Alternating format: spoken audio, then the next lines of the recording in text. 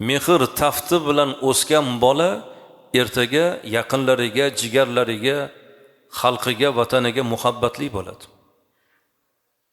Mehr tafti bilan o'sish kerak. Qalbi to'la mehr bilan ota uyidan uzatilish kerak qiz. Ota-ona shunchalar mehr berish kerakki, ota-onani ko'rmay qolsa ichki qolish kerak. Shunaqa mehrga u bola haqli, bolani haqqi bu. Ota-onaning bu burchi bu. Hazrati Ali aytadilar: ota-onani o'pish ibodat, farzandni o'pish darajot.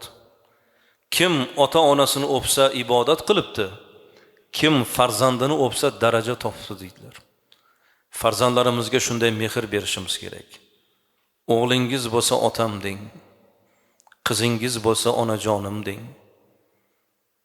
Axir o'tgan ota-onani taftini shu farzandlarga qarab topmaymizmi? Ota-onani dunyoda yo'qotish og'ir. Ota-onadan ajralishni o'zi og'ir. Lekin shu taft, shu sog'inchni bosadigan faqat bitta narsa bor. Ana o'sha farzand o'g'il qizlarimizning chehrasi, siymosi. Shularga qarab, o'g'limizga qarab, uni chehrasidan otamizni bir yuzidagi bir siymoni ko'rgandek bo'lamiz. Qizimizga qarab onamizni ko'rgandek bo'lamiz. Ana o'sha nazar bilan bolalarimizni ko'rib taftimiz bosiladi.